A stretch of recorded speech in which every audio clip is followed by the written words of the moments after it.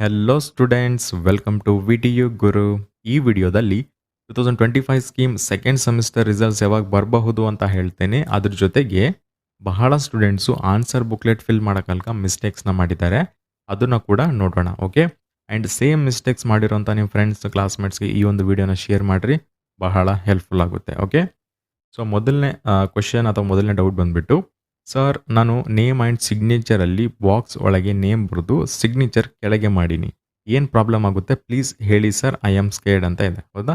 So ನಾನು ಇವ್ರಿಗೆಲ್ಲ already reply ಮಾಡಿದ್ದೀನಿ. ಯಾರ್ಯಾರು ಸೇಮ್ ಮಿಸ್ಟೇಕ್ ಮಾಡಿದ್ದೀರಾ ನಾನು ನಿಮ್ಗೆ ಹೇಳ್ತಾ ಇರೋದು. ಓಕೆ, ಸೊ ಈ ರೀತಿ ನೇಮ್ ಮತ್ತು ಸಿಗ್ನೇಚರ್ ಕೆಳಗಡೆ ನೇಮ್ ಬಾಕ್ಸಲ್ಲಿ ಮಾಡಿದರೆ ಏನಾದರೂ ಪ್ರಾಬ್ಲಮ್ ಆಗುತ್ತಂದರೆ ಏನೂ ಪ್ರಾಬ್ಲಮ್ ಆಗಲ್ಲ. ರೂಮ್ ಸೂಪರ್ ಇಂಟೆಂಡೆಂಟ್ ಅವ್ರು ಏನಿರ್ತಾರೆ ಅಥವಾ ಇನ್ವಿಜಿಲೇಟರ್ ಏನಿರ್ತಾರೆ ಅವರೆಲ್ಲ ಚೆಕ್ ಮಾಡಿಬಿಟ್ಟೆ ಸಿಗ್ನೇಚರ್ ಮಾಡೋದು. ಸೊ ಈ ರೀತಿ ಮಿಸ್ಟೇಕ್ಸ್ ಅವರು ಕೂಡ ಮಾಡ್ತಾ ಇರ್ತಾರೆ. ಅವರು ಕೂಡ ಟೆನ್ಷನಲ್ಲಿ ಮರ್ತೋಗೋದು, ಇಲ್ಲಂತಂದರೆ ನೋಡಿರಲ್ಲ ಸರಿಗೆ. ಸೊ ಅದಕ್ಕೆ ನಿಮ್ಗೆ ಕರೆಕ್ಟಾಗಿ ಇನ್ಫಾರ್ಮ್ ಮಾಡಿರಲ್ಲ. ಸೊ ಏನೂ ತೊಂದರೆ ಆಗಲ್ಲ, ಬಟ್ ನೆಕ್ಸ್ಟ್ ಟೈಮ್ ಈ ರೀತಿ ಮಾಡೋಕ್ಕೆ ಹೋಗಬೇಡ್ರಿ. ಓಕೆ, ಸೊ ಈ ರೀತಿ ಮಾಡೋದ್ರಿಂದ ಏನಾಗುತ್ತೆ ಗೊತ್ತಾ, ಮಾರ್ಕ್ಸ್ನ ಕಟ್ ಮಾಡ್ಬೋದು ಕರೆಕ್ಟ್ ಮಾಡೋರು. ಹೌದಾ? ಸೊ ಇಂಜಿನಿಯರ್ಸ್ ಆಗಿಬಿಟ್ಟು ಇಂಜಿನಿಯರ್ ಓದ್ತಿದ್ದಾರೆ, ಇವರೇ ಈ ರೀತಿ ಮಿಸ್ಟೇಕ್ ಮಾಡಿದರೆ ಹೆಂಗೆ ಅಂದ್ಬಿಟ್ಟು ಮಾರ್ಕ್ಸ್ನ ಕಟ್ ಮಾಡ್ತಾ ಇರ್ತಾರೆ ಕೆಲವೊಂದು ಸತೆ. ಸೊ ಅದಕ್ಕೆ ಈ ರೀತಿ ಮಿಸ್ಟೇಕ್ಸ್ನ ಮಾಡೋಕ್ಕೆ ಹೋಗಬೇಡ್ರಿ. ನೆಕ್ಸ್ಟ್ ಟೈಮ್ ಕರೆಕ್ಟಾಗಿ ನೇಮು ಮತ್ತು ಸಿಗ್ನೇಚರ್ ಬಾಕ್ಸ್ ಒಳಗಡೆ ಮಾಡಬೇಕು. Okay, so next question, sir ನಾನು ಡೇಟಲ್ಲಿ ಡೇ ಮತ್ತು ಇಯರ್ ಬರ್ದೀನಿ, ಫೇಲಾ ಅಂತ ಕೇಳಿದ್ದಾರೆ.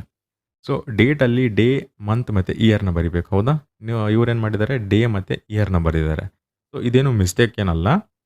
ಇದನ್ನು ಕೂಡ ಏನು ದೊಡ್ಡ ಪ್ರಾಬ್ಲಮ್ ಅಂತ ಏನು ಟೆನ್ಷನ್ ತೊಗೋಕೆ ಹೋಗ್ಬೇಡ್ರಿ, ಜಸ್ಟ್ ಬಿಟ್ಬಿಡ್ರಿ. ನೆಕ್ಸ್ಟ್ ಟೈಮ್ ಕರೆಕ್ಟಾಗಿ ಬರೀರಿ ಅಷ್ಟೇ, ಏನೂ ತೊಂದರೆ ಅಲ್ಲ. ಡೇ ಮಂತ್ ಮತ್ತು ಇಯರ್ನ ಕಂಪಲ್ಸರಿ ಬರಿಬೇಕು. ಓಕೆ, ಸೊ ನೆಕ್ಸ್ಟ್ ಕ್ವೆಶನು, ನಾನು ಸೆಮಿಸ್ಟರ್ ರೂಮನಲ್ಲಿ ಇದೆ, ನಂಬರ್ ಸರ್ ಇಲ್ಲ, ನನ್ನ ಫ್ರೆಂಡ್ಸ್ ಎಲ್ಲ ಪೇಪರ್ ಕರೆಕ್ಟ್ ಆಗಲ್ಲ ಅಂತ ಹೇಳ್ತಿದ್ದಾರೆ, ಪ್ಲೀಸ್ ಹೆಲ್ಪ್ ಮಾಡಿ. ಸೊ ಈ ಒಂದು ಕ್ವೆಶನ್ ಬಹಳ ಸ್ಟೂಡೆಂಟ್ಸ್ಗೆ ಅರ್ಥನೇ ಆಗಿರಲ್ಲ. ಹೌದಾ?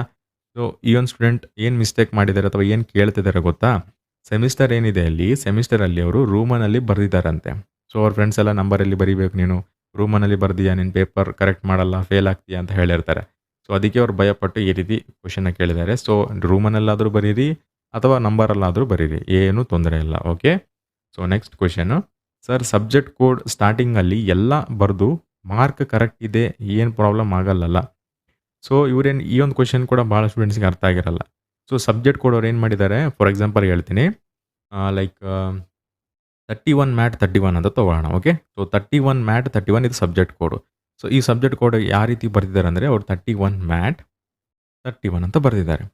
ಸೊ ಇಲ್ಲಿ ನಂಬರ್ ಇಲ್ಲ ಇಲ್ಲಿ ಮಾರ್ಕ್ ಮಾಡೋದಕ್ಕೆ. ಸೊ ಮಾರ್ಕ್ ಕರೆಕ್ಟ್ ಮಾಡಿದ್ದಾರೆ, ಎಲ್ಲಿ ನಂಬರ್ ಇರಬೇಕು ಅಲ್ಲಿ ಕರೆಕ್ಟ್ ನಂಬರ್ ಮಾಡಿಬಿಟ್ಟು ಸೊ ಬರೆಯೋದು ಈ ರೀತಿ ಬರೆದಿದ್ದಾರೆ.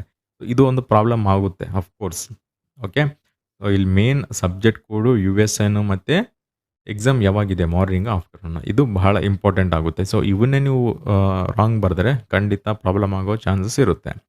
ಆ್ಯಂಡ್ ನೀವು ವೈಟ್ನರ್ ಹಚ್ಬೋದು ಅಥವಾ ಲೈಕ್ ಸ್ಕ್ರ್ಯಾಚ್ ಆಗ್ಬೋದು. ಹೌದಾ? ಸೊ ಈ ರೀತಿ ಮಿಸ್ಟೇಕ್ಸ್ನ ಮಾಡೋಕ್ಕೆ ಹೋಗಬೇಡ್ರಿ. ಆ್ಯಂಡ್ ಫಸ್ಟ್ ಸಬ್ಜೆಕ್ಟ್ ಕೋಡ್ನ ಕರೆಕ್ಟಾಗಿ ಬರೆದ್ಬಿಟ್ಟು ಆಲ್ಫಾಬೆಟ್ ಎಲ್ಲಿರುತ್ತೆ ಆಲ್ಫಾಬೆಟ್ ಕರೆಕ್ಟಾಗಿ ಬರೀರಿ. ಅದಾದಮೇಲೆ ನಂಬರ್ ಎಲ್ಲಿರುತ್ತೋ ನಂಬರ್ ಇರೋ ಜಾಗದಲ್ಲೇ ನೀವು ಬರಿಬೇಕಾಗುತ್ತೆ. ಓಕೆ, ಸೊ ಈ ರೀತಿ ಬರೆಯೋದ್ರಿಂದ ಪ್ರಾಬ್ಲಮ್ ಆಗುತ್ತೆ, ಬಟ್ ಆದಷ್ಟು ಕೇರ್ಫುಲ್ ಆಗಿರಬೇಕು. ಓಕೆ, ಸೊ ನೆಕ್ಸ್ಟ್ ಟೈಮ್ ಈ ರೀತಿ ಮಿಸ್ಟೇಕ್ನ ಮಾಡೋಕ್ಕೆ ಹೋಗಬೇಡ್ರಿ. ಅದಾದಮೇಲೆ ನೆಕ್ಸ್ಟ್ USN ಅಲ್ಲಿ ಸಬ್ಜೆಕ್ಟ್ ಕೋಡ್ ಹಾಕೀನಿ, ಹೆಂಗೆ ಸರ್ ಹೇಳಿ ಅಂತಿದೆ. ಸೊ USN ಮೇನು, ನಾನು ಆವಾಗಲೇ ಹೇಳ್ದಂಗೆ ಸಬ್ಜೆಕ್ಟ್ ಕೋಡು USN ಎಕ್ಸಾಮ್ ಮಾರ್ನಿಂಗಾ ಅಥವಾ ಆಫ್ಟರ್ನೂನಾ ಇದನ್ನೇ ಕೇಳು. ಇವೇ 3 ಟಾಪ್ ನೋಡವು.